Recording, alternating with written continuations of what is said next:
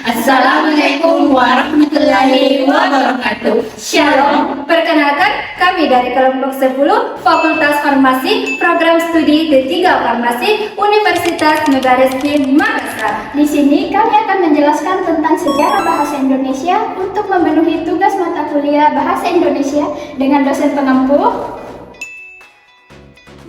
Sebelum itu, perkenalkan nama saya Muhammad Ismail Musafir. Saya Wilda Yulianti. Dan saya Putri Diana. Untuk penjelasan lebih lanjut, Yuk ikuti kami. Let's go!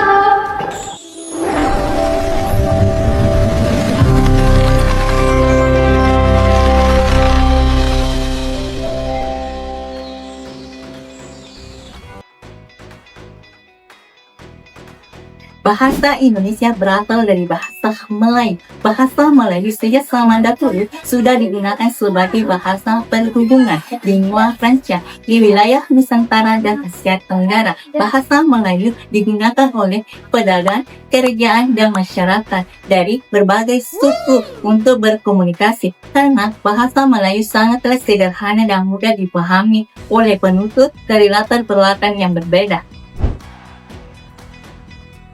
Pada masa kerajaan seperti Sriwijaya abad ke-7, bahasa Melayu sudah digunakan dalam prasasti, kegiatan pendidikan, serta penyebaran agama Buddha dan Hindu.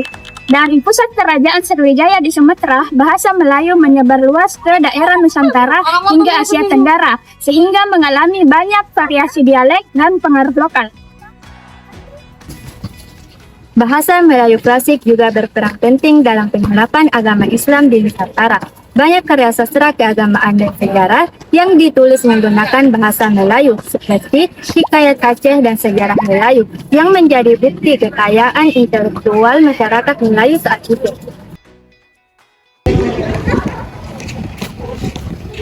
Bahasa Indonesia merupakan bahasa persatuan dan bahasa resmi negara Republik Indonesia. Bahasa Indonesia memiliki peranan penting dalam kehidupan masyarakat, baik itu pendidikan, pemerintahan, ataupun berkomunikasi dalam kehidupan sehari-hari. Perkembangan bahasa Indonesia semakin kuat ketika masa perjuangan kemerdekaan. Pada tanggal 28 Oktober 1928, para pemuda Indonesia resmi mengikrarkan Sumpah Pemuda yang berisi satu tanah air, satu bangsa, satu bahasa, yaitu bahasa Indonesia. Sejak saat itu, bahasa Indonesia resmi dijadikan bahasa persatuan bangsa Indonesia. Jadi, setelah Indonesia merdeka pada tahun 1945, bahasa Indonesia ditetapkan sebagai bahasa negara dalam Undang-Undang Dasar 1945 Pasal 36. Bahasa Indonesia kemudian digunakan dalam bidang seperti bidang pendidikan, bidang pemerintahan, dan komunikasi resmi. Kita sebagai generasi penerus bangsa memiliki tanggung jawab untuk menjaga kemurnian dan keindahan bahasa Indonesia agar tetap hidup dan terus berkembang di era globalisasi. jadi sebagai generasi muda, kita harus bangga menggunakan bahasa Indonesia yang baik dan benar. Karena bahasa Indonesia bukan hanya sebagai alat komunikasi, tetapi juga sebagai identitas dan pemersatu bangsa Indonesia.